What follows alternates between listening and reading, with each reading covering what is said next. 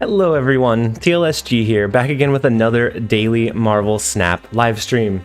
So today we do have the new featured location, the Raft, that we are playing a deck that's loosely designed around it. The last couple of times we built a deck specifically for a featured location. We ended up not seeing it at all for the entire lunch stream, so we have to be a little bit cautious whenever we build one specifically for it. And so thank you everyone that jumped in early. I see Pilk, Jeremiah, Schmitty, Q, Alexander. I saw that you jumped in and out. I think you had to go. Zoma, and then several others jumped in early. Thank you guys for being here and being such big supporters of me and of the stream. And so let's see. Jeremiah, let's see. It's a lunch stream in the middle of the day. I'm guessing that he's drinking a gin and tonic, a tequila man. Just down some shots while playing. If you guys think that I misplay Destroyer when sober, you guys should see it with tequila shots. I'm sure that would be abysmal. No, it's coffee. It's coffee. I ended up staying up way too late, figuring out a deck list for the new featured location. And so I'm a little bit tired today. All right, and then that likely sloshed guy 3K stream sounds up my alley. Oh, I don't think I could do it, man. I have a hard enough time keeping up with all of the chat, all of the gameplay, and then just making sure that I'm not on the wrong overlay. Whenever I'm not drinking. I can only imagine. Hey Martin, thank you for jumping in and joining us. And then hey Doma Destroyer, I hope you're having a great day so far. This might be the biggest drink I've ever seen. Yeah, so it's a taco shop that's nearby. And for whatever reason they have giant cups. I guess it's free advertising, but yeah, I put my coffee and water and pretty much everything into like a giant cup so that I don't have to refill it as often. And then Falcon, we are live as live as we can be. There is that stream buffer, that slight stream buffer, but otherwise we are completely live. I don't know if we want to compete for the big house or not. I'm gonna go ahead and keep going with Sokovia. X-Mansion takes up some of the space, so we're only going to be able to do potentially... I guess we could do all three. We could do Wong, Mystique, and Spectrum if we had to. I'm going for a misspelled Falcon. That's what... It took me a minute, but I eventually figured it out. Oh, how... If it's a Cerebro 3, how fortunate that they pull Hawkeye from X-Mansion. I'm jealous. Very, very jealous. I think as long as they don't hit an incredibly high roll, we can outpower a Cerebro 3 deck. Yeah. I'm incredibly lucky for a Cerebro 3. Can they activate both though? I doubt it. And if they do, that leaves them really restricted on space. And I mean, Cerebro 3 can't run Onslaught, so I guess they just need 2 spaces somewhere on the board. But I think we drop our Wong. We go with, hey Todd. It should come through in just a second, but Todd came in. Hey, welcome. It took you long enough. With a huge 10 gifted subs. Thank you so much, Todd, for coming in and supporting the stream in such a huge and positive way. I can every time it's such a surprise. Thank you so much, Todd. The support is huge. I couldn't. Hey, welcome. It took you long enough.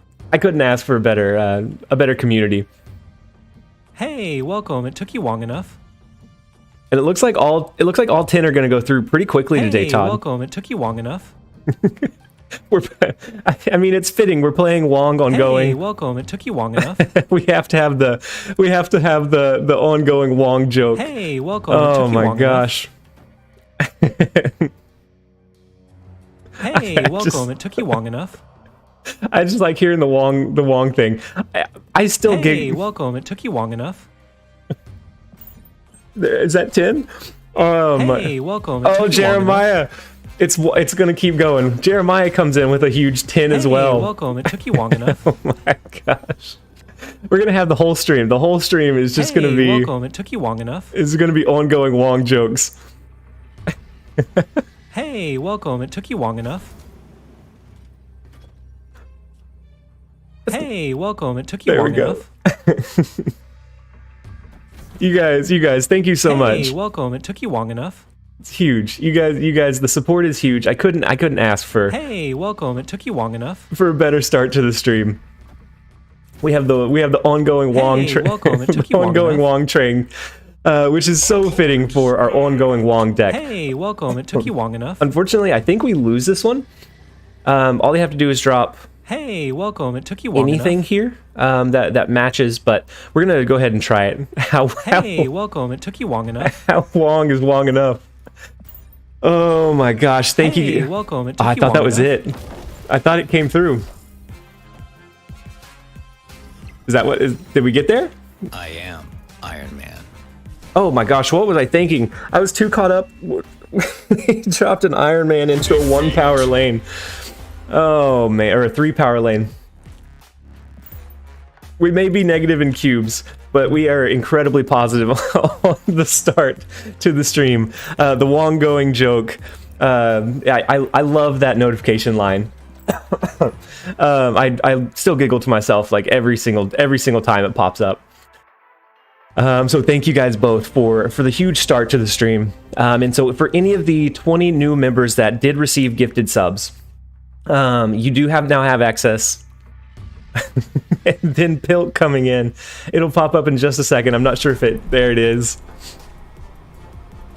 Hey, welcome to Q Wong enough.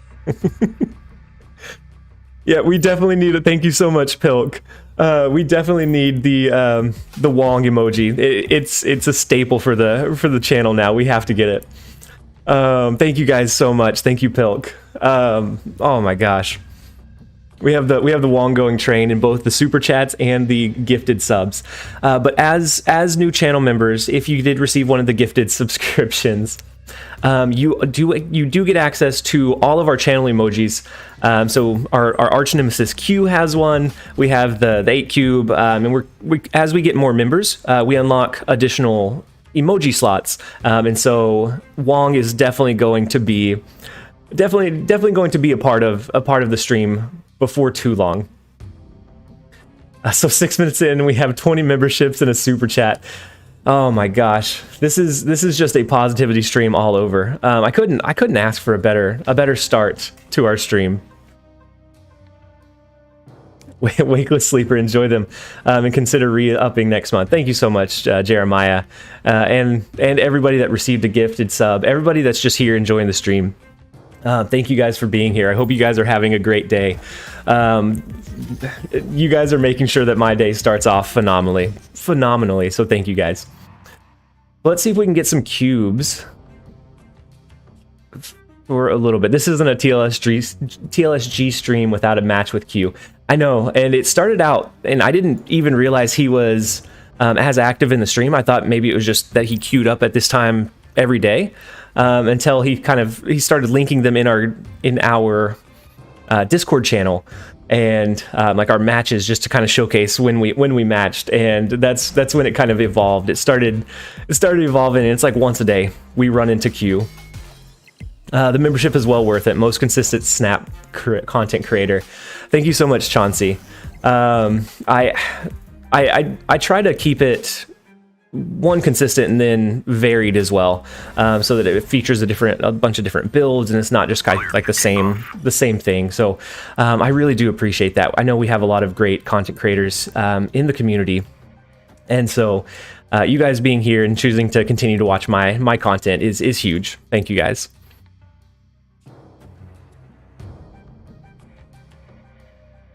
So we don't have Spectrum again, which is a huge like proponent in our power push, but we might be able to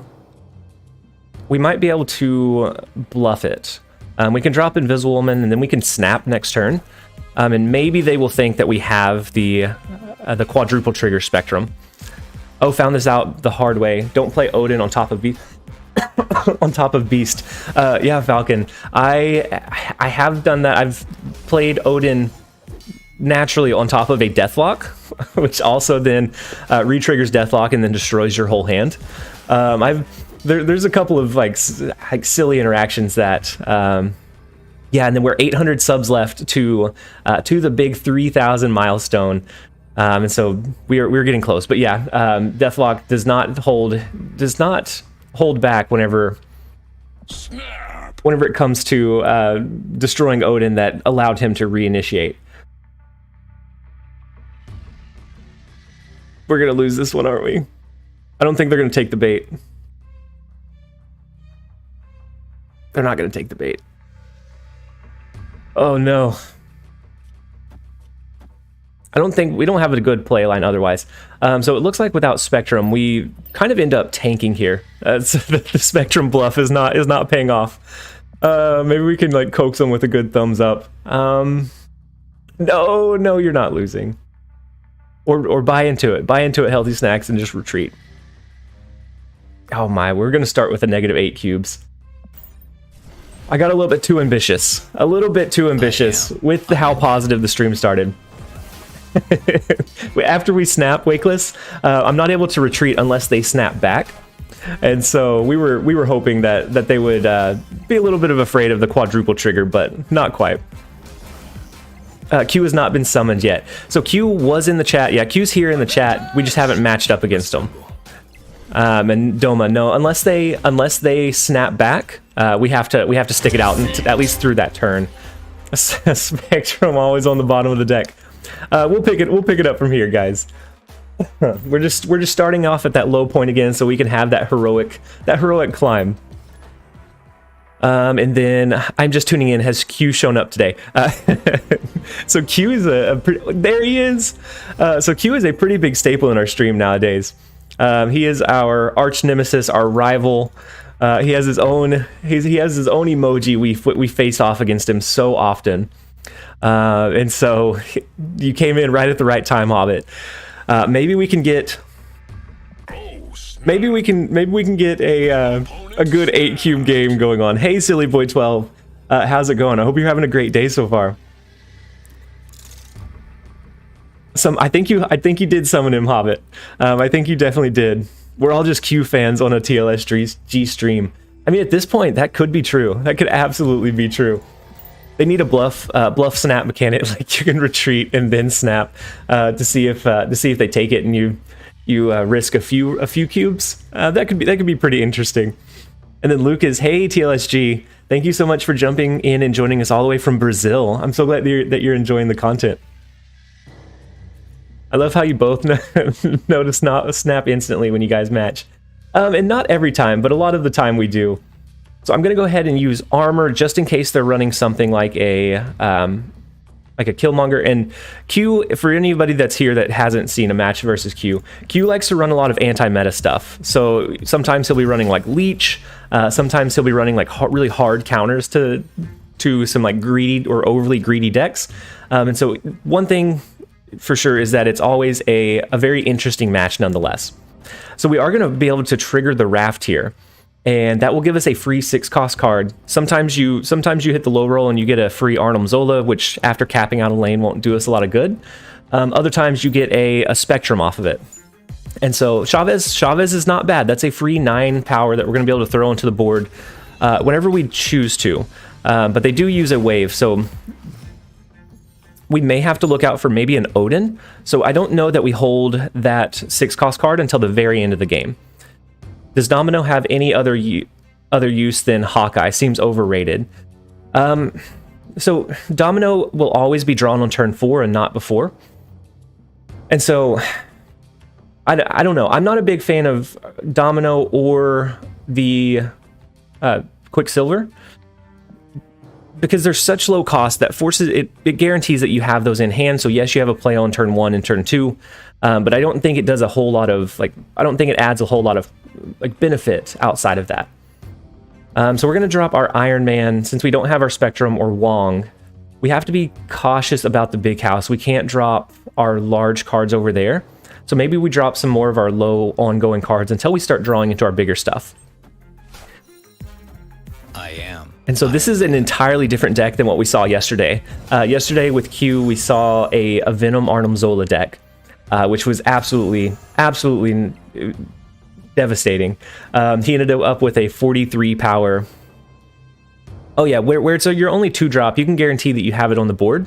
But to take up a deck slot and only have 3 power, I don't know. I'm sure that somebody that's a little bit more versed in like the statistics behind it would be able to probably give a better answer, but it feels like it pushes off potential high roll draws for a 3 power. And then yeah, hey, thank you so much for Nicolo for subscribing to the YouTube channel. We are almost to that 3,000. Oh my gosh. So that was almost bad in a couple of ways. Yeah, the Cerebro 3, she's really good in. They almost made it where we couldn't play cards at all into the Fisk Tower lane. That was almost huge. But because it was Fisk Tower, it kind of protected us from having the Ebony Maw block off us from being able to play any cards. So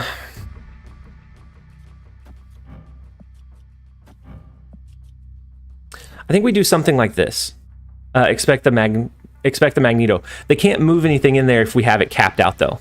Yeah, and nervous sweating. So if you play into the Raft now, does it activate again? No, so I don't think so, Pilk. I think it's just the very first person. I guess we'll see. But I think our play here is to make sure that Fisk Tower is completely filled. We do have Iron Man over there, so with Goose and Captain America, that will offer a decent amount of power. But is it enough if they do a Magneto? Because that's going to be 3, 4, 5, 7. That's going to be 14. It's going to be 22 power. So it could match a Magneto if that's what they end up playing here. So I think that's what we go with, and that also offers us a decently competitive lane on the left as well. Oh, and so if they do Arrow and move them all to mid. Okay, that's fine. The Rogue came in, was going to steal the Iron Man, which would have been huge. It was a 50-50 shot. Luckily, it hit the Wong. Assemble. Q matches are always so nerve-wracking. Higher, further, faster, baby. Always so very nerve-wracking. Captain America does move after the fact, but it moves so that they can win at least one lane. And I read that it's so that you can get the plus 10 XP off of that location win. But we do end up winning 2 lanes when Q jumps back in. That was a very stressful match, Q. A lot of really good counter cards, a lot of good counter play. And it's just very scary to go up against. Very good game. Yeah, we're back at 0. Very good game, Q. I was nervous the entire time. Had Fisk Tower not been Fisk Tower, I think you may have been able to pull that one out. By pulling the Ebony Maw, it would have locked us from playing any other cards there, which was going to be huge. Very good game, Q. Hey, me, how's it going? I hope you're having a great day so far. aren't all matches against Q stressful? Yeah, they definitely are. It's like a next level. Knowing that he has shenanigans that he's gonna have up his sleeve is always pretty scary. So we do come in with the counter to the Electro by hitting the armor high roll, and then Pilk. Yeah, we are in the 80s. So I was mid 70s for a while yesterday, running like the Patriot, the Junk deck, and just a couple of other ones. But I ran this ongoing one. I had internet issues this morning, so it took like an hour and a half for the video to upload when it normally only takes about 10 minutes. And so I was doing something to spend the time, and so I kept playing the Wong ongoing, and I climbed up to mid 80s. And so maybe I can farm this one a little bit more. But we are slowly working our way up the ladder. I'm watching both the Power Couple Wong video on the TV and the live stream on my phone. Ash, that is commitment. That is dedication. We can't play anything here after turn 4, but we're not going to be able to play our Ebony Maw. We don't have the capacity to do our Wong plus Spectrum. Do we think they're going to be competitive here? If so, we might just throw a Pity Mystique into the lane. That will trigger the Ant-Man. That'll allow Spectrum to buff 4 different cards, which might end up being the play, especially if they invest more resources here. It feels weird to throw a Mystique where she's just copying something that's not necessarily useful, or something in the same lane like a Goose. But I think we need to do that to try to guarantee that we win that lane, and then we worry about the other one after. So we do get Wong, but that makes this lane, it's going to be a pretty weak Gia lane. It's going to be our best shot, though. That's probably the best top deck we could have asked for. I don't think playing in...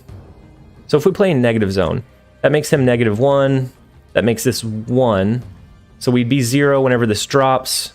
After everything resolves, that'd be an extra 4. We'd be 4 power in negative zone. Do we want to play here or in the Gia? Falcon, she copied Goose. Yeah, she copied the Goose. She copies the last card that was played. And so if you ever want to be like really restrictive with your opponents, you can do Goose and then you can drop Mystique in another lane. And then they can't play those large cards in 2/3 of the board.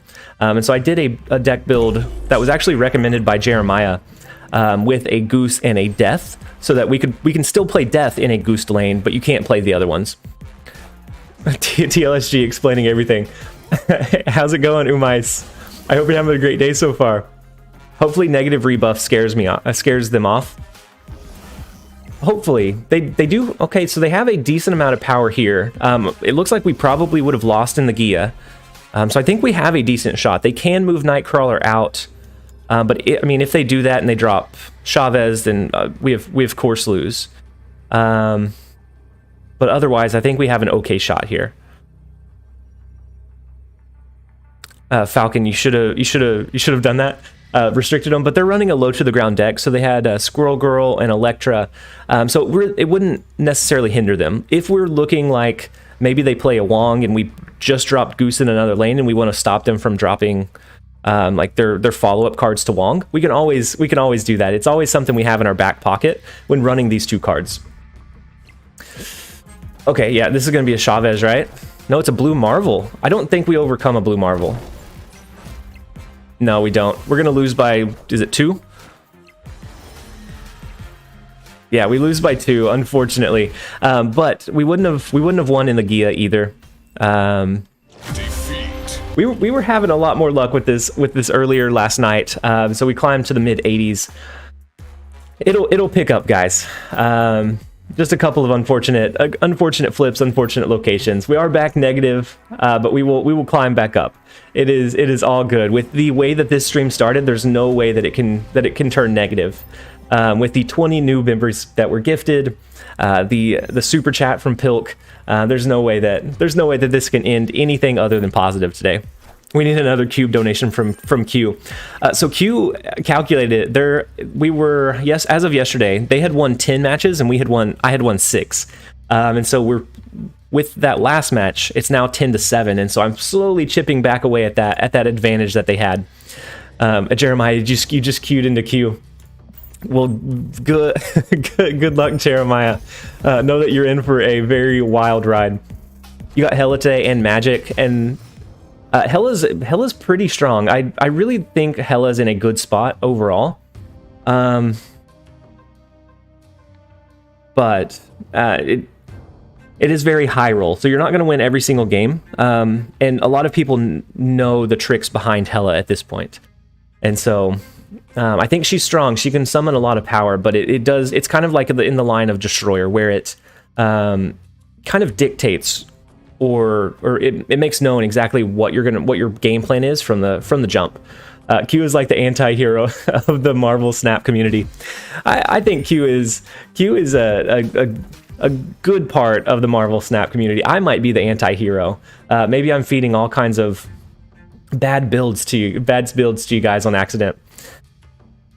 So I think we do Goose, and then we hide our Invisible Woman, or we drop Invisible Woman into the Raft lane. Or do we just avoid Raft? We're not going to be able to cap it out before they can. Maybe we just call it a lost cause. and we start stacking in Hellfire Club. So, yeah, Chauncey, since I had already stacked my power here, I wanted to make sure that we at least had that one cohesive stacked out lane.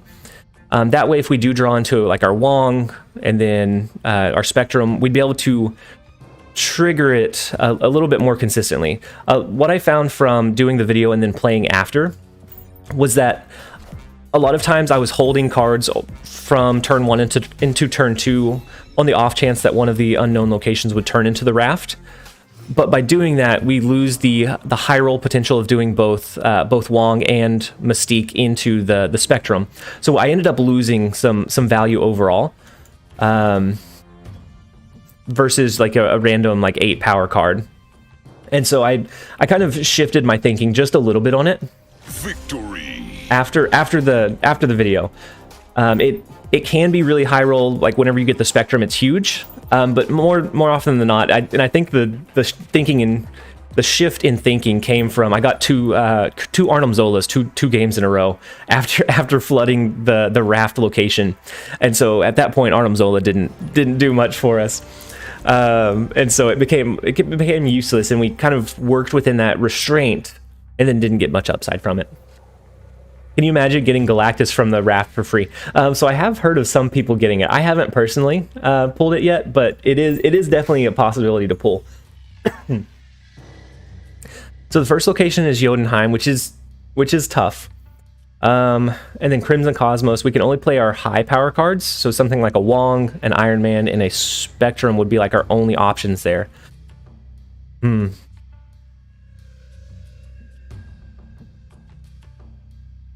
I think we're going to start this one with Goose. If we're going to do our Spectrum playline in Crimson Cosmos, I think we need to have Invisible Woman near last, if we can, into whatever lane we end up playing in. And so if this turns out to be the Raft, we actually get a free drop in Widow's Bite, and we can cap it this turn. No, it's Weird World. Okay. That's not great. That's not great at all. In that case, I think we do... Yeah, Invisible plus Ebony Maw will be good here. I think we do our Widow's Bite, and then since we don't have to worry about drawing into Spectrum anymore... Actually... Oh, well, that's the wrong order. Do we do Invisible Woman, Ebony Maw into Jotunheim? Invisible Woman will take the hit for the next 3 turns, but Ebony Maw's there, and we can actually drop other resources behind it that won't get hit from the Jotunheim like reduction. And so I think that may actually be our play line. That way we can have some resources there early, and it makes it hard for them to win. We can then like recommit the rest of our resources either into Weird World or Crimson Cosmos. I think I like that play line a little bit better than just playing into like weird. Oh, okay, that's the lowest roll gambit play that I have ever seen.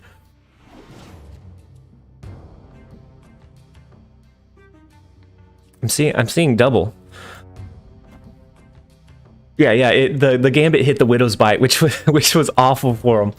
I'm not even playing a Spectrum deck, but I think I've drawn Spectrum more today than TLSG. I think I accidentally removed Spectrum. Nothing wrong with the double Wong play.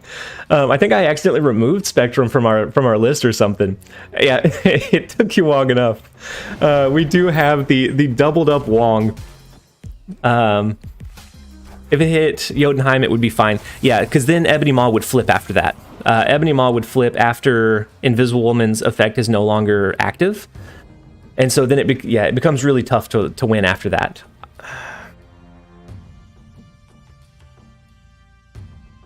I want to play Collector because Collector will get buffed up every turn. And we don't know that we're going to get an on-reveal ability. But at the same time, Wong uses a little bit more of our energy. We can always drop Collector next turn if we draw something that would utilize it.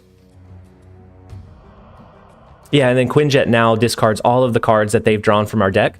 Quinjet is pretty huge whenever you get like a Weird World or a District X and you happen to get it dropped. It's huge. Don't you dare, don't you dare pass up the double Wong. We just have to hope to draw into an on reveal. Like, okay, that's not the on reveal we want. We have what, one? No, this is the final turn. Unfortunate.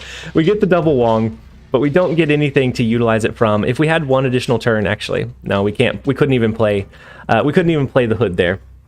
But it is funny to see the Wongs next to each other. Yeah, we can't even get the 4 demons queue. Oh dear, I'm so sorry. Yeah, this is definitely a retreat game. It's funny to see the Wongs next to each other, but we are we are gonna get out of here. We're gonna conserve the cubes that we can, and try to claw our way back up to neutral or positive. And so yeah, collector would collector and then hood. If we could have played collector into, or the hood into mid, maybe we could have gotten the 4 times buff, but it was the Crimson Cosmos, so we couldn't drop 1, 2, or 3 cost cards there, and so we weren't able to drop the hood into that lane anyways, unfortunately. Otherwise, we may have had a chance to be able to buff him up just enough. That's why I was asking if Magic would benefit this deck. In certain scenarios, it would, Ash. We've never had this much trouble drawing Spectrum. But we get it this time. I don't know that Magic would necessarily help with the consistency. It would give us an extra turn to play, but it would also allow the opponent an extra turn to push out all of their big power plays. And so, ooh, Invisible Woman is huge here. That's going to allow us to drop our Ebony Maw, Captain America, everything behind it. The only thing is it weakens our spectrum by quite a bit. So I think we probably go for the fake out, actually. We'll do Invisible Woman, we'll do Ebony Maw, but I don't think we cap out the Raft. I don't think we force it to be capped out. It feels like Magic is putting a band-aid on a big cut. Yeah, so it would kind of help in some scenarios, but it wouldn't help in all of them. I'm almost considering playing Invisible Woman over into this unknown location. I will stick to the Raft. We will play Ebony Maw there, but I don't think we force the rest of the cards, because I want our Spectrum to reveal after everything else. Otherwise, we lose a huge deal of power. And so with Dream Dimension, we are going to be able to play Wong. We got a pretty low roll in like our low cost cards. Our deck has a lot of like 1 and 2 cost cards, and we've somehow avoided all of them. I have all of these cards except for Mojo, Quinjet, and Goose, which probably don't matter too much. Quinjet is absolutely easily replaceable. Mojo I threw in for the featured location, Raft. Otherwise, I would run something like a Colossus. Because with the ongoing, you have to drop it so early that it would kind of dissuade them from... Yeah, I can't hide the Spectrum. It would just be... it would just be... We would have one more slot, right? And yeah, then Quinjet's not huge either. All of those would be replaceable, Addy. Well, you can hide your Spectrum now. Yeah, we can hide Spectrum in the Raft. Next turn, we can play something like a Quinjet to cap it. Maybe we get another Spectrum. Yeah, Spectrum would reveal before Wong for sure. But if we go this route, we're not going to drop Wong. I think Wong would be the Wong play in this scenario. So we are gonna hide our Spectrum. Ooh, they go Dr. Doom, so they are going wide. So we're gonna have to rely on winning mid and right lane. And so since we have Spectrum already down, we can do a pretty big power push on the last turn. Something like Ant-Man, Quinjet, Mystique, and then maybe one other low-cost card if we draw into it. I think I want to play Captain America mid. That will trigger after Spectrum, but I think that's okay. We'll focus on pushing power into the Dream Dimension after this, and hopefully we draw into something else low, so like a Goose. Gotta hate that. I hate the Dream Dimension. Dream Dimension is rough. Oh, and then we can't even use it. We cap out the raft, but we can't even use the Infinite. So unfortunate. Okay. Onto the Wong play. I love it. Oh, the Wong, the cheeky Wong joke. So we're not going to get the Ant-Man trigger here. We are going to get 3 ongoing cards that get the Spectrum buff. If we had gotten a 6 cost card that we could use, we could have triggered Ant-Man here, and it would have been just a little bit better. We would have had a little bit of extra power. So when I said it won't go bad this time, I was wrong. I think you were definitely wrong, my friend. But we're gonna let it play out. Maybe they can't push much power. Probably an Odin, yeah. Odin to push 10 power here. We might have a chance. So 3, 4, 5, 6, 7, 8, 9, 10, 11, 12. We actually win this lane, right? After Spectrum reveals, it only triggers once, but that's fine. We win. I think, yeah, we come back and win. Assemble. Put your glasses on. Nothing will be Wong. Victory. Oh, the glare was huge. I can't believe we won that one. I thought that was definitely a loss. That was a tough one to come up over and win. I think a certain element of luck was definitely needed to be able to make this one work. But we will take the cubes where we can take the cubes. Now, I feel like every match that we have actually won today has been like really like a nail biter all the way through until the very end of the match. That one was a very good game. That one was very scary. Pilk, I'm going to bed. Enjoy the rest of the stream. Thank you so much, Pilk, for jumping in, joining us for most of the lunch live stream. I know that it's a little bit later for you, and it was already late to begin with. And then thanks for the super chat as well. I hope you have a good rest of your night. And then we will see you either in Discord or tomorrow. Are you headed out too, Doma? Okay, yeah, it's 2 a.m. I completely understand. I hope that you guys have a great rest of your evening. I hope you sleep well. Thank you for joining us for the time that you did. It has been phenomenal.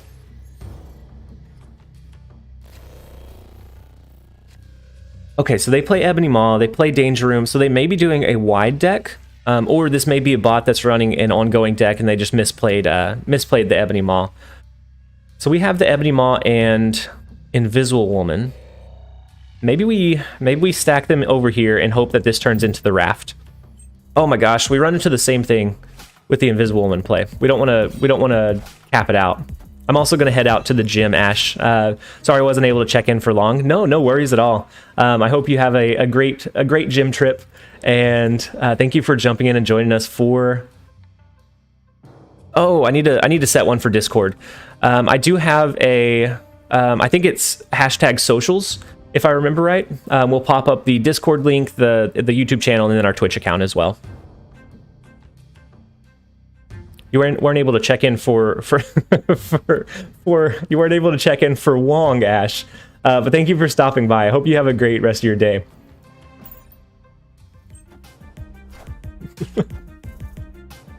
I think it's this. Maybe not. Nothing popped up, so maybe I'm wrong. If you've been here very long, silly boy, if you scroll up just a short ways, Nightbot did send it recently, and then I'll check it to figure out exactly what that command is, and I'll set one up for the Discord, for Twitch, and for YouTube specifically as well. So we now have Ebony Maw tucked safely behind our Invisible Woman, but we do have Danger Room, which is always scary. I think we work on capping out Nova Roma first. So it looks like they're running a Hella deck that had the Ebony Maw. Hey Pixie, how's it going? I hope you're having a great day. Thank you so much for jumping in and joining us. Avengers! Danger Danger Room might wreck your invisible people. Yeah, we have to run the... We'll have the 25% chance, which is unfortunate. That's what got copied. But I think we have to play into it. So we can do both. We can do both Mystique to copy Captain America, which will help us push power in Nova Roma. Then we can do armor and then just drop our Spectrum as the last turn in, as the last card in Danger Room. Ooh. Or Revarc, do you like this play a little bit? Which one? Which direction were you thinking, Revarc? Because you said do the Mystique and the armor. Armor will protect our danger room after. I mean, it'll be after the first card flips, but at least it'll be 2 of the cards protected. Mystique, I think we get more power in ensuring that she's good here. Mystique is Invisible Woman? Oh, you're right.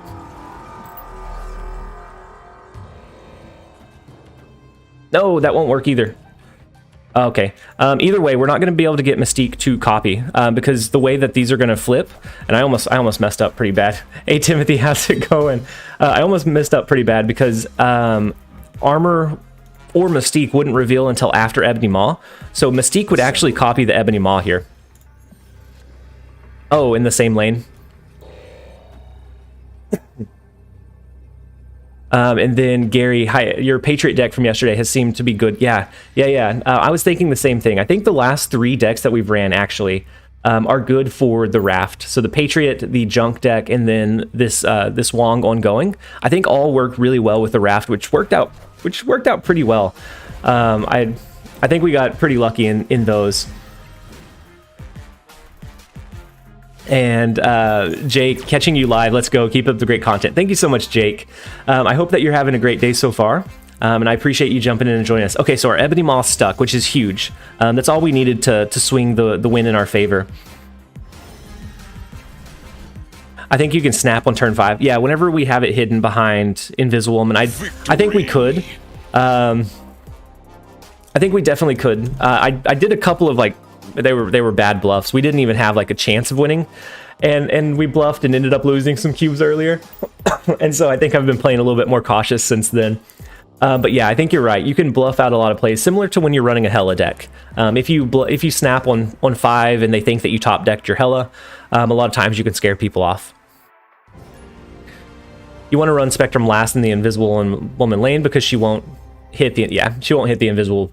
The invisible people otherwise. Oh my gosh, we get the Invisible Woman Ebony Maw portion of the combo again, which is always huge. And then if we needed to, we could always drop her into the Gia.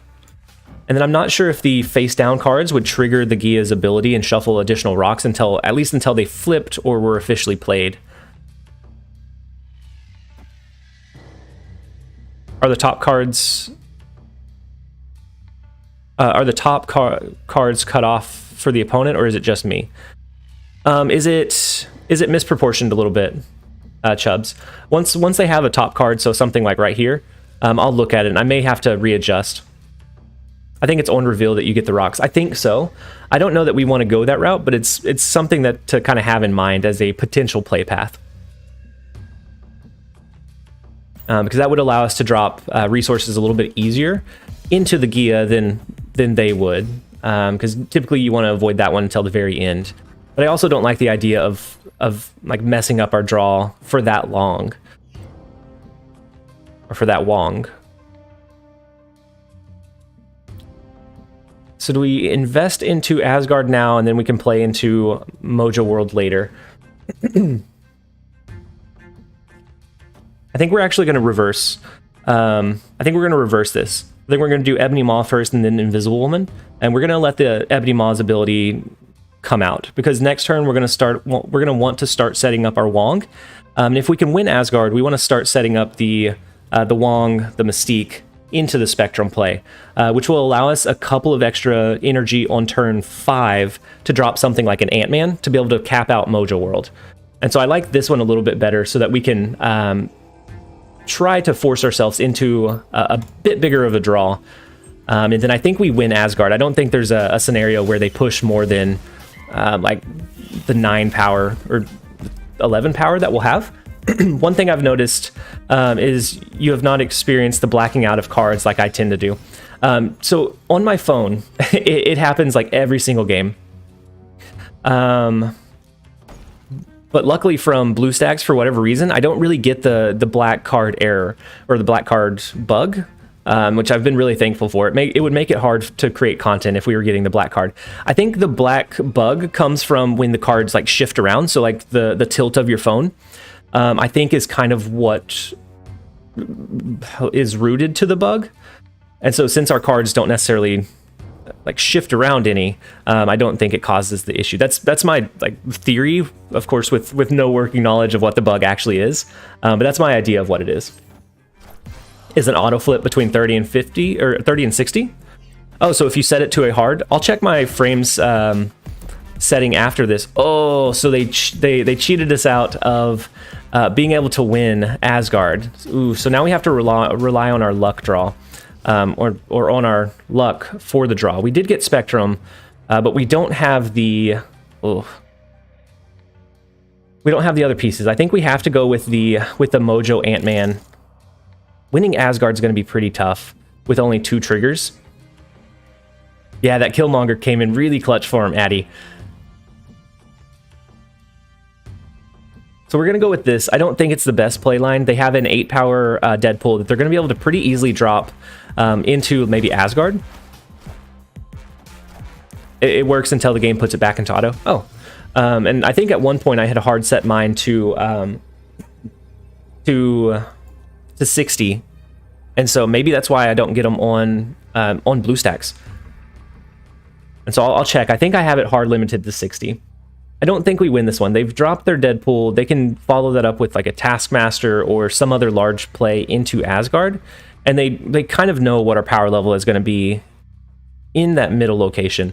I think we let it play out, but I think we do lose this one. I think we go back down 2 cubes. Hey, Dunkoro, how's it going? I hope you're having a great day so far. Thank you so much for jumping in and joining us. And so, yeah, it's cut off for you. Let's see if we can readjust that real quick.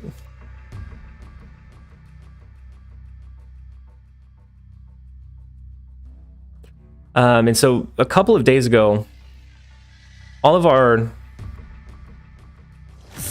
settings reset, or like the aspect ratios reset, and so then it was like really badly off. And I don't want to artificially stretch this either, which is, the screen is now smaller than it used to be. But if we stretch it like outside of the aspect ratio, it starts looking a little wonky. Does that look okay for everyone?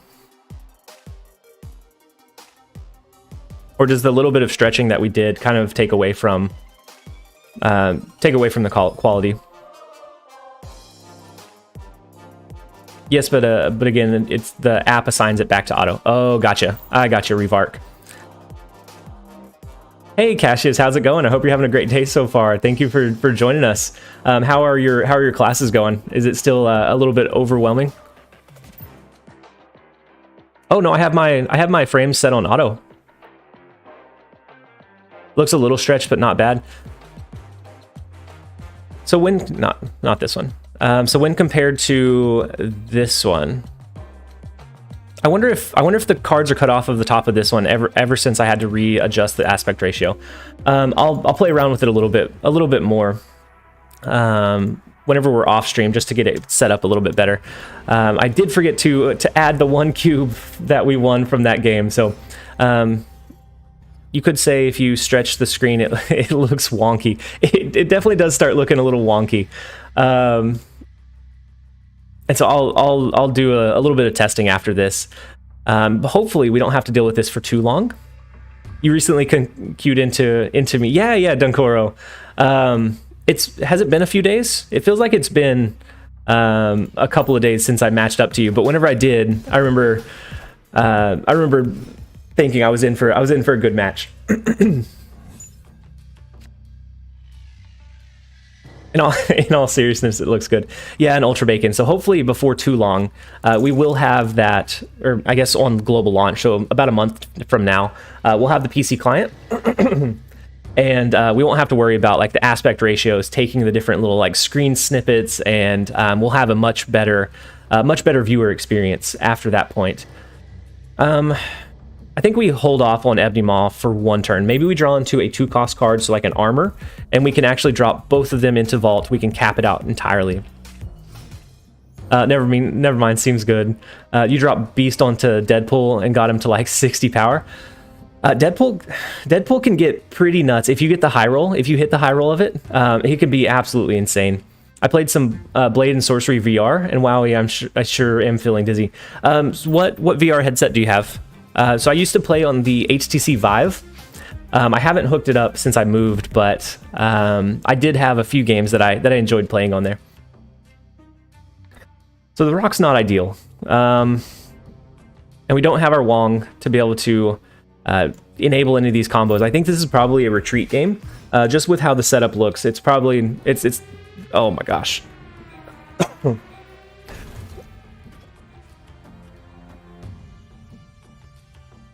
We're gonna throw all our rocks on the board. Just nothing beats the rocks.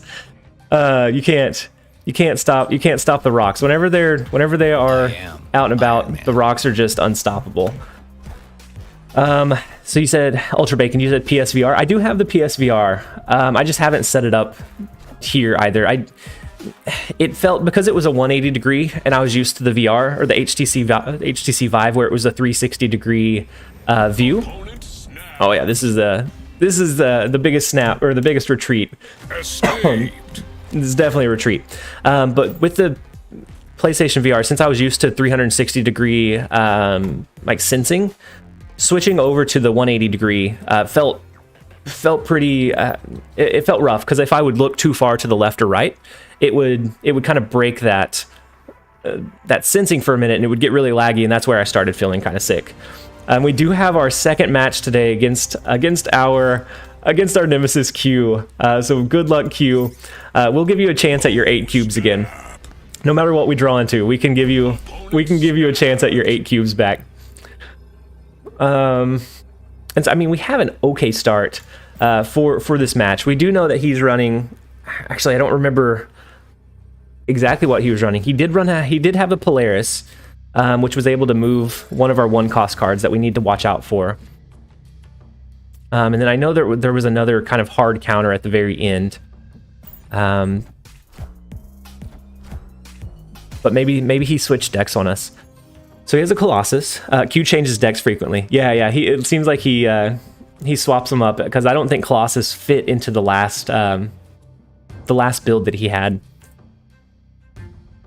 And do we forego the Stark Tower bonus, or maybe we do this? And since we have kind of the lanes capped out a little bit, we do Mojo, Armor, Ebony Maw to protect our upside here in case they're running like a Killmonger. And then we can start stacking resources into Stark Tower, unless it looks like they have like they've overcommitted over in that lane. Then maybe we start stacking in the hub instead. And it depends if we draw into our Wong or not, where we start stacking up.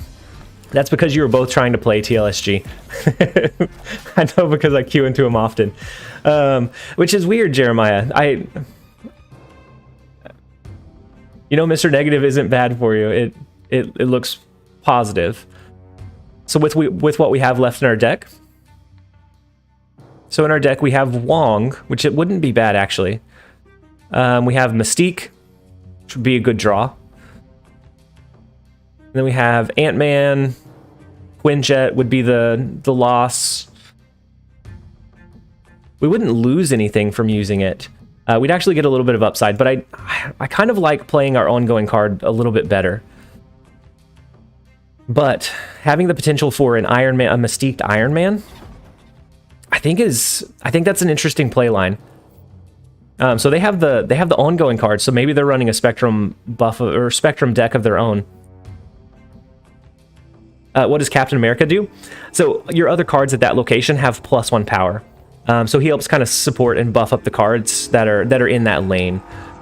So not an overly like powerful card, but he's decent. He's decent. He has his uses, his niche uses, but he's not like polarizing either. Okay, and so the Ant-Man. I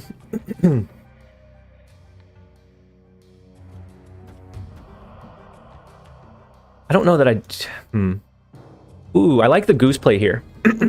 Q is playing your deck. I like the Goose. Yeah, Cassius, I think you're right. I like the Goose in middle. That will stop them from doing their Spectrum on the last turn in the hub. And so then we can also do our our Captain America here. If we draw into a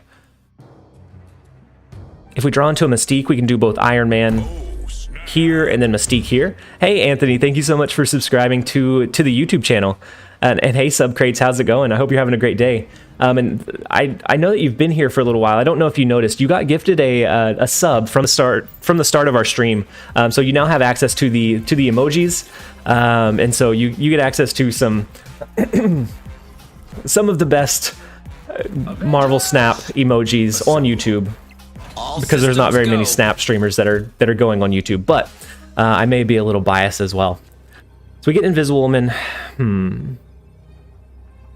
So I think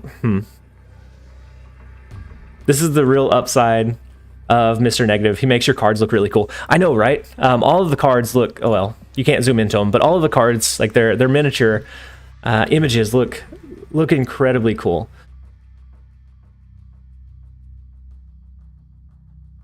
So Iron Man right would push us up a little bit. And then Negative literally didn't do anything. He inversed Ant-Man and Invisible Woman, but the stat line stayed exactly the same. So I think we have a good shot at winning Central Park. A lot of what they have for that late game power push is the Spectrum, which would only hit one card here. Is 13 power enough to win this lane? They can only drop one card, not two here. If they hit the Spectrum, that hits 3 of their cards, but it gives them additional 6 here as well. So that's going to put them at 27. If he does drop Spectrum, it's 27, 28, 29, 30, 31, 33. This would 17. This would be 34. Unless my math was wrong, because Captain America will give us our Iron Man +1. That would be 34.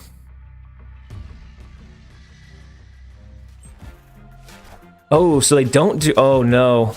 Okay, so they get the armor. They get the low roll of their rogue. So we do get the... Oh, my gosh. We get the mojo in the left-handed lane. That could have been devastating for us. So their mojo triggers... I am Iron Man. But yeah, we get 34. So had they dropped the Spectrum, it would have hit +6. So we would have beaten them in Stark Tower by 1. The amount of math that I had to do to see if we were able to win that one was not that we were not positive 87. We're positive 8 for the day. Very good game Q. If you're back in, the low roll that you got with Rogue both times. Both times you got RNG'd from the 50-50 coin flip from the Rogue. Both times it could have decided that game in your favor, but you just it hit the wrong target. So as always, very good game Q.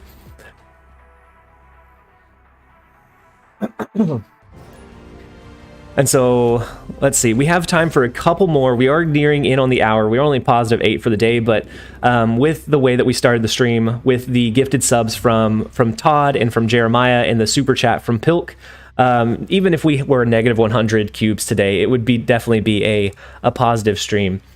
So let's see if we can get a good...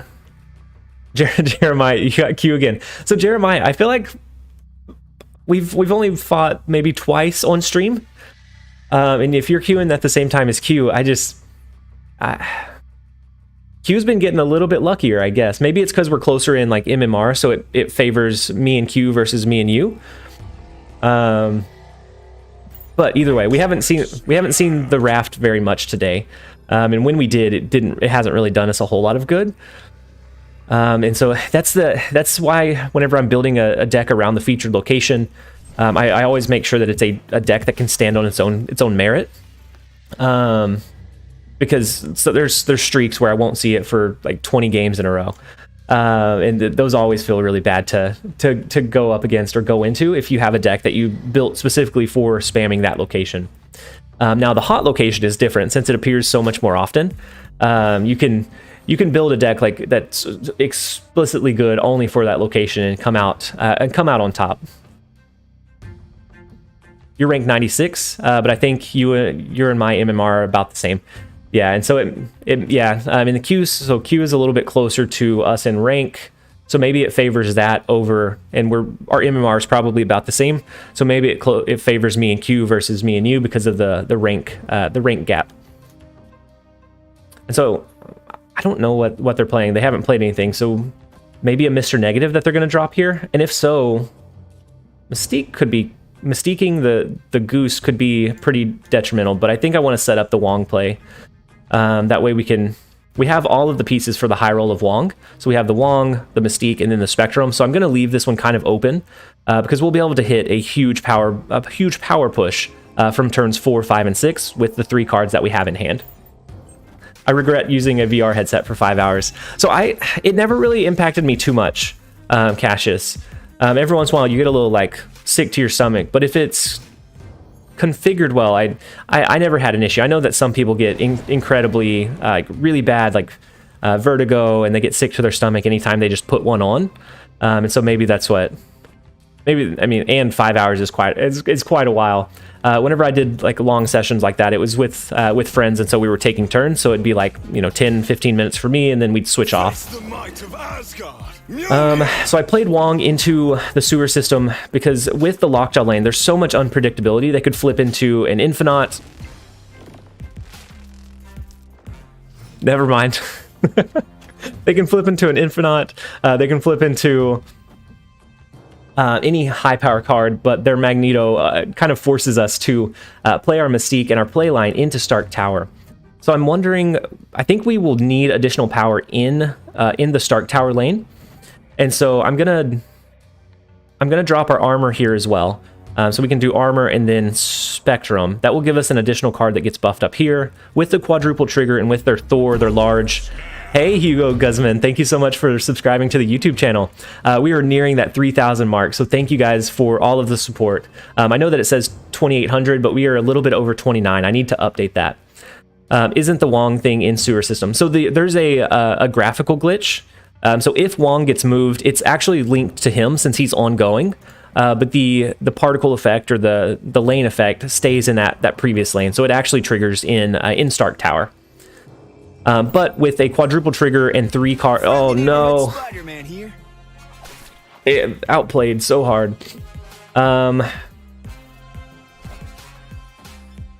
Very unfortunate. Okay, so I don't think we win. I don't think even with a single trigger of Spectrum, that's not going to buff us up in Stark Tower. We can't compete with their Thor. Oh, so unfortunate. And this would be one of those like niche scenarios where magic would be beneficial. So having magic to extend the game so that we can play there, but I feel like it's so rare that happens that it's not worth throwing into the deck just for that.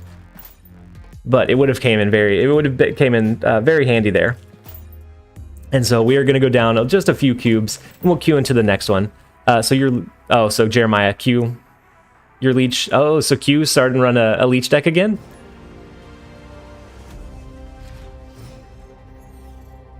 And so I think this is going to be the last one. As long as it ends in a like satisfying way, this will be the last one. If not, then we'll keep going until we get one that's a decent way to end the game or in the stream.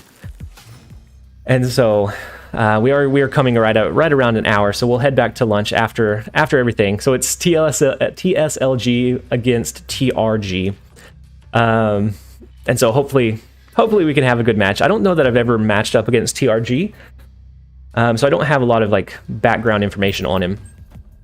I am going to play Mojo and start stacking cards in the Raft. I don't think we're going to get the first trigger of it. But I do think that we'll be able to get the Mojo buff from capping out the location, and I think that's what we're going to benefit from the most. And so we can do Captain America. We can, with the 7th turn, we can actually TLSG. Why TLSG? Did I say TSLG? It's TLSG. TRG, that right guy, and that left slightly guy. Jeremiah, that fits. It's so funny how many like weird like meanings you can fit into TLSG. So yesterday was that late streamer guy. And then, according to Tank Up, we are the littlest snap gamer. And so a lot of like kind of cool quirky names. So actually, this is, I don't know if this is intentional or not, but if we both cap out the raft location at the same time, so on the same turn, then we actually both will get the 0 cost 6 power card. And so I think we do force this to be capped. I don't necessarily want to play Goose into one of the other lanes. I think we're okay playing him into the raft location. His effect won't do a whole lot. But after that, we can drop Invisible Woman. We could do Wong. We have the additional turn that maybe we can hide some of our stuff.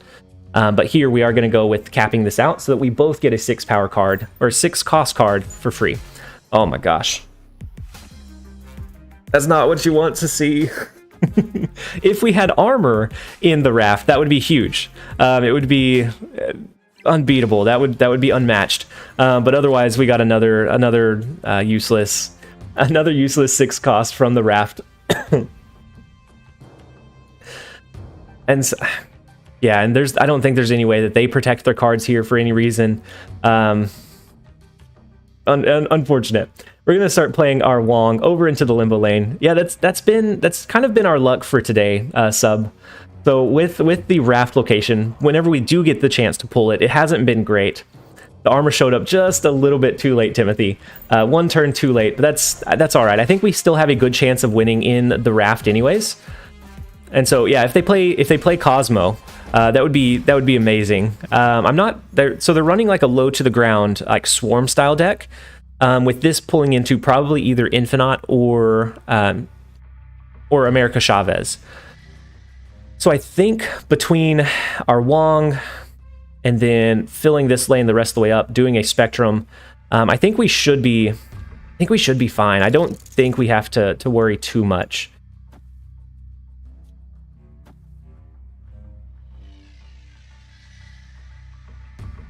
And so then we'll be able to drop our Spectrum next turn. And be able to trigger Ant-Man as well. So they have how many cards left? 4? I don't know that they can flood all of those. Dunkoro, you're finally infinite. Did it? Yeah, it took a lot longer this season. It feels like the bot matches aren't as hard as they were last season, but overall, like the and Dunkoro, that may be partially your fault from coming up with the negative serotonin, something that is so hard to play against, that everyone wanted to adopt. And so you may be a little bit at fault for this season being a little bit tougher than the last. What did you end up running? Did you run the negative serotonin? Yeah, so they didn't play on 5, so they may be playing the Infinite naturally onto the board. If they do, then we're fine in the sewer system with the Spectrum buff. If they play it here, then I think we should be fine in sewer system. Either way, if they just play 1 card, we should be okay. Dunkoro, I'm literally 22 cubes from infinite. Oh, Jeremiah, I hope that you get there soon. We have plenty of season left, but it's always so like hard. Oh my gosh. What? What?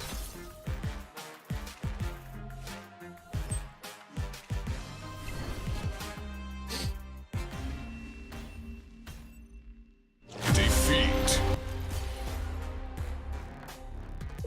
Oh my gosh, where we where we got the destroyer, they got the Infinite, so that was a huge play by them. Skipping turn 5 was huge.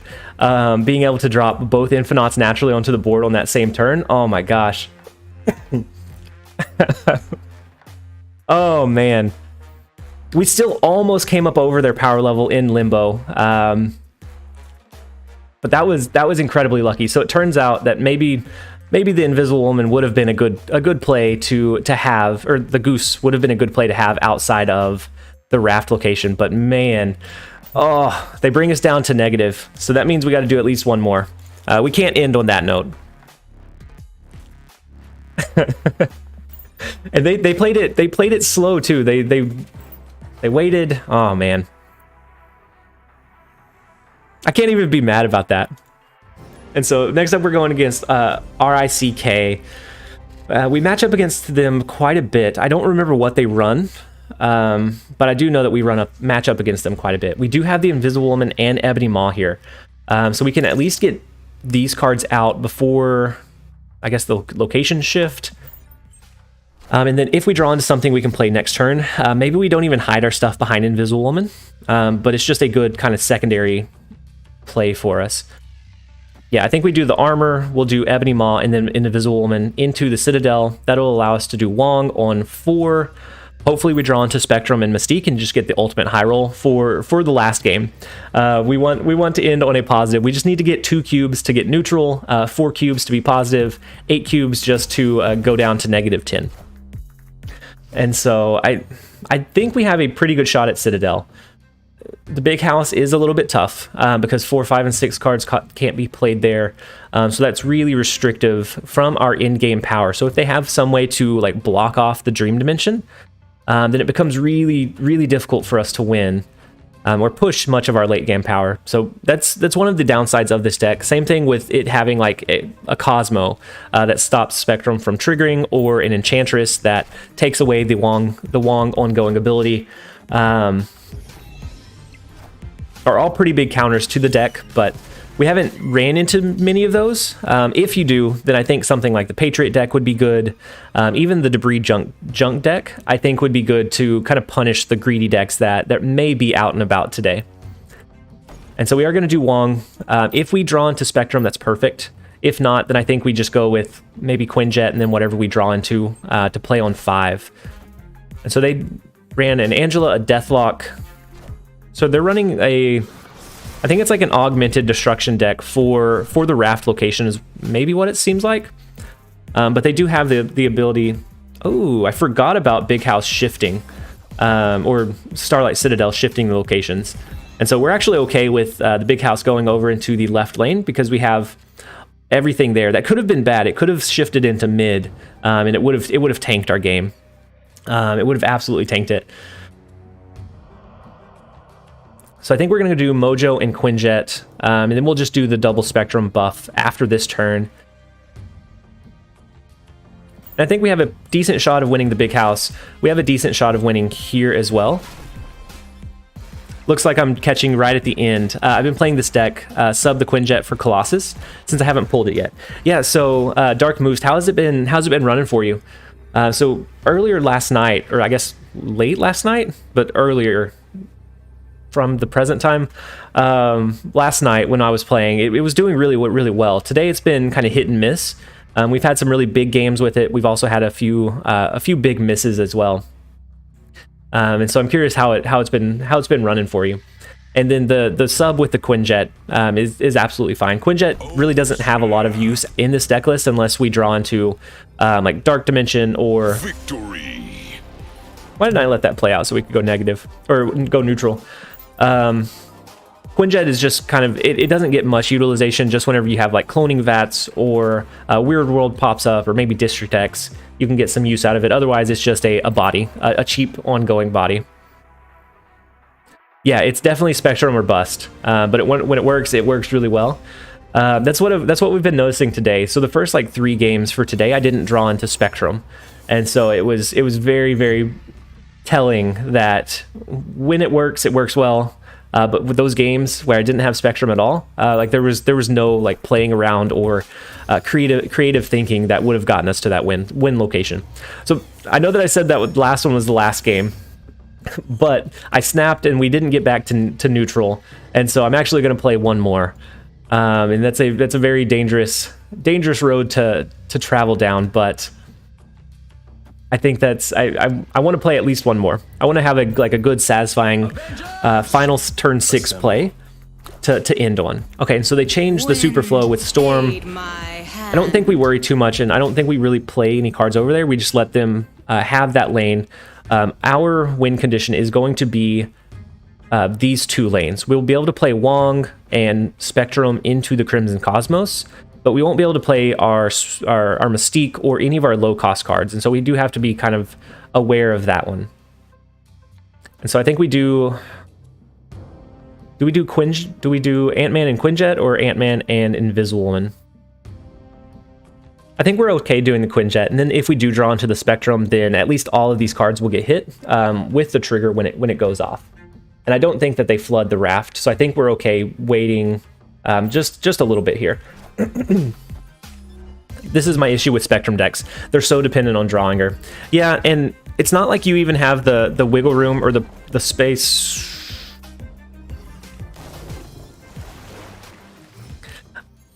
I don't know why, but I have never thought, I didn't think about running a Juggernaut into the Raft. That's pretty clever, because now all of a sudden it's going to be a hard time capping out this location.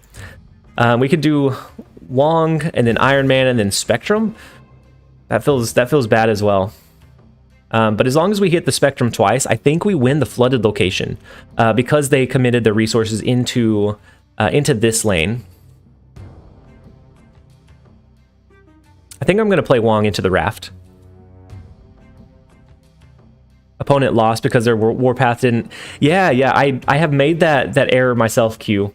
So since there are no free locations or empty locations, Warpath actually doesn't trigger with his ongoing ability. It's a super weird way for that card to work. But yeah. What would have happened if you capped it out when they're revealed? So Godman, if you cap it out, like no matter if they flip or not, so the moment you lock in and the turn goes to the next turn, with your full hand size, you trigger that capped out effect from the Raft. And so had we been able to drop all the cards there, we would have gotten our free 6 cost card from it. And then even though they moved them out after that, we still would have had that 6 cost card. So I'm going to go with the Iron Man here. We're going to hope for the 1 in 4 Spectrum play here. The 1 in 4 Spectrum draw. Location effect triggers before cards are revealed. Yep. I am Iron Man. And actually, even that feels bad. So we can't play our Mystique here. Had we flipped it for some odd reason, we would have had the Iron Man and we could have copied it here.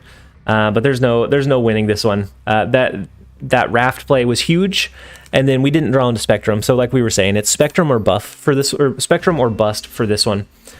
So we will go back to a -2, and then just one more game, guys. Just one more game. And we all know how one more game goes. I've went on for probably 20 minutes playing just one more game until I find one that feels satisfying to end on. But I don't want to end on a low note. We started off the stream so positive with the gifted memberships, the super chats, that I don't want to end on a way that doesn't feel fitting for such a positive stream. TLSG, one more game, 10 games later.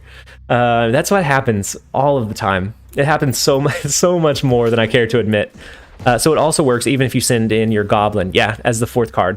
And then even if you do like a Destruction, so if you do like a Carnage or a Venom, then even though it destroys the lanes, then it will count as capping it out, at least for that split second that it's there. So we draw into their Storm. Let's see a BS X-Mansion trigger. We're going for the high roll here. I think we're going to protect our X-Mansion because that's going to be our win condition. We're feeling lucky with X-Mansion. We're going to get something like an Infinite, and they're going to get a Wasp, and we're going to the last stream game. The really last stream game. The last stream. It's always going to be the last game, and then we just continue to do more and more. We're feeling good about X-Mansion. It's over. It's over 20 minutes. Yeah. It definitely gets that way sometimes. So I think we storm Wakanda Embassy. We could storm the X-Mansion, or we could even storm Weird World to get our cards back. But at this point, it's kind of busted. The chances of us getting a good Spectrum trigger are low, and so I want them to have the cards. Well, we'd rather play theirs at this point. I'm going to change the far right lane. We think we're going to get a good RNG pull from X-Mansion, which is going to help us win the game, and then locking down this far right lane, I think should help us push up over that edge. Yeah, we have the Hopium going on. And maybe it's reverse. Okay, so they got an Angela with... Oh my gosh. I've never seen the same card populate from both sides. I didn't even know that was possible. So we could do Captain America, or we could do Goose and then Invisible Woman. And then on turn 5, we can do a Hobgoblin into X-Mansion, or even in Weird World if we needed to.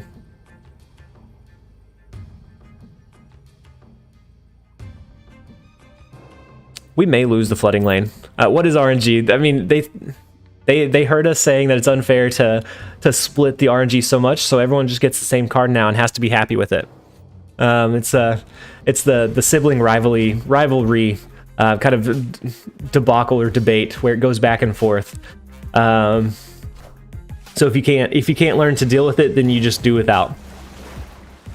What is RNG? Yeah, random number generator. So basically anything in a game that is left up to chance has a number element that, like, in the background, it runs that number, which determines, you know, what location comes up or what card generates, or pretty much anything in games comes down to an RNG element to a point. And so RNG is just the random number that's generated that ended up pulling both of us to get Angela. So we can do the Hobgoblin here. They do have the Wong, which always scares me a little bit, especially since they can move their Nightcrawler over. If they have anything like an Ironheart, then that makes it kind of tough. I almost want to do a Hobgoblin into Weird World and just hope. They can move Nightcrawler out, but no, they're not going to move. They're not going to play a card and move Nightcrawler out on the same turn. No. So it wouldn't come back because we don't have the double owner reveal. So the owner reveal initiates from our side, and so it concludes once it gets over to their side. If they initiated it, then yeah, it would trigger twice because it initiates a double trigger from their side. So it then goes there and then comes back. But if we had the Wong, then yes, definitely. And so, depending on what their Wong is, we sent them a pretty nasty card in Hobgoblin when they dropped their Iron Man. So is this going to be a better play line? So this is 3, 4, 5, 6, 7. 7 power, then it's 8, 9, 10, 11. It's 11 power overall here. If we do Chavez, then it's going to be 12. Well, it's going to be 11, sorry. I was thinking of the old 10 power Chavez. It's going to be 11 either way. So I think we're going to go with this play, since it equals out to the same power anyways. I think we're going to go with this one. That way, in case for some reason they have like an Odin or something that could send the Hobgoblin back, we're protected here. It doesn't feel like a strong play, but it is what we're going to go with. Yeah, Chavez used to be 10 before she got nerfed down to 9. And at the same time, Jubilee would always pull the top card from your deck. And so Jubilee and Chavez had a really funny interaction, because with Chavez, since she's not drawn until turn 6, if she was the top card, technically the game is skipping that top card to pull your next one until turn 6 when it can actually draw the Chavez. So Jubilee, like something like 75 to 80% of the time, would pull your Chavez onto the board, which was huge for like Lockjaw decks and just overall a pretty consistent power push. And then they of course tweaked the way that it worked just a bit. They retreated, guys. I don't want to end on that one. We're doing one more. This is it. We win, we lose, we retreat. This is it. This is like the final one. Oh my gosh. What is this, 4 games after I said we were ending? I'm awful. So we're going to go with the Quinjet, probably Armor next turn, and then if we can draw into another low-cost card, we'll do that plus Invisible Woman. Did you gain 1 cube? No, because I snapped the turn before, and they let that one conclude Jeremiah, so it went up to 2. They were going to be risking 4 cubes if they let it go all the way to the end. And so we gained 2 from that one. And then Todd, the 8 cube max. Yeah, I'm addicted. I really do enjoy hanging out with you guys, just being able to chat back and forth. And of course I enjoy Snap, or else I wouldn't create daily content for it. And so I was just wondering if you were positive or not. Nope, we are 0. We are a flat 0 for the day. I think we're going to continue just stacking into the vault. I don't think we're going to like play around or specifically go into the raft, seeing how low roll we've gotten the last couple of games.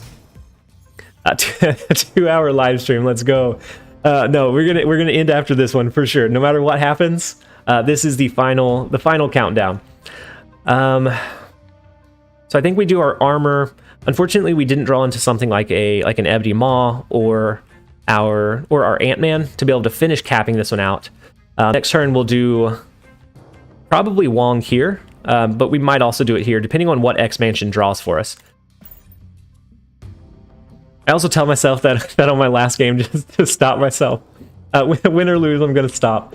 I have to like set a strict boundary for myself, because if I leave that wiggle room, then I'm like, we could do one more. We could fit one more in, and I do need to jump back over into work mode. So. So this one will be the final one, regardless of how it turns out. So we either end the stream positive or negative. There's no way around it. We're not going to end it neutral. But I do thank you guys for jumping in and joining us for the lunch live stream. I enjoy doing these. I enjoy being able to interact with you guys outside of the comment section of the videos. It's always a little bit difficult because it's not in real time. Because it's not in real time whenever those comments come out, and so it just feels a little bit harder. You're too young. No. We get the bad Okoye, bad X-Mansion flip again. But no, I get the final countdown. The final countdown reference. I was born late 90s, but I think my parents really rocked out some of the stuff that was before that point. And so no, I get a lot of the references that maybe I shouldn't. I'm pretty sure you still will be playing while working.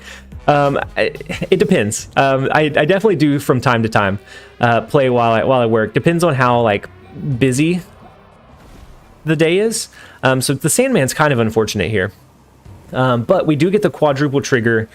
Otherwise we would be able to do both Mystique and our Ant-Man to finish capping this one out, and it'd be a huge lane. But I think we're in an okay spot. We're gonna be able to do Mystique. It'll be 4 triggers. Then we can do the Spectrum, and then we can maybe Snap, depending on what it looks like they have. I just saw the X-Mansion flips. It's so awful, right? We haven't had any good luck in X-Mansion today. It has been awful all the way around. So they are able to move their Nightcrawler out, so we have to keep that in mind. And they already dropped their 0 cost 6 power card, so we don't have to worry about like an Infinite or something huge coming in. So it comes down to this. I think we Snap to try to either scare them on. No, I want to see it conclude. If we Snap, it's not going to feel. It's not going to feel.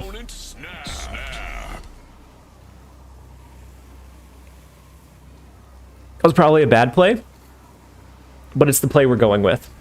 So they snapped, and so then we snap back. They can't, or they can retreat now. We can't. We're locked in. But what a fitting way to end. Either extremely negative or extremely positive. Let's see how it goes. So the 14 power, will 4 triggers here be enough? One, oh yeah, absolutely. That is an absolute 8-cube victory here, guys. What a way to end the stream. We are going +8, Joshua. +8 today. Victory. What a fitting way. What a fitting way to end. The quadruple Spectrum trigger is such a high roll that whenever we do draw into that, it is so hard to beat unless you have something really countering like the Cosmo or the Enchantress. But Jeremiah, unfortunately, I can't do one more game. I can't think of a better, like more satisfying way to end the stream. And so we are going to go ahead and call it off of that one. Thank you guys, plus 16 next game. Thank you guys so much for jumping in and joining us. For those of you that may not have been in our last few live streams, with global launch on the 18th, I did take off of work. So I am going to do an extended live stream on that day. I want to do some fun like challenges, some fun interactions. I even want to try to do some giveaways depending on if that's within the YouTube's community guidelines. And so definitely look forward to that on October 18th. But until then, I'm going to see you on the videos and live streams that we have up to that point. Thank you guys so much. I hope that you have a great rest of your day. And then we will see you in the morning for a video or tomorrow afternoon for another lunch live stream.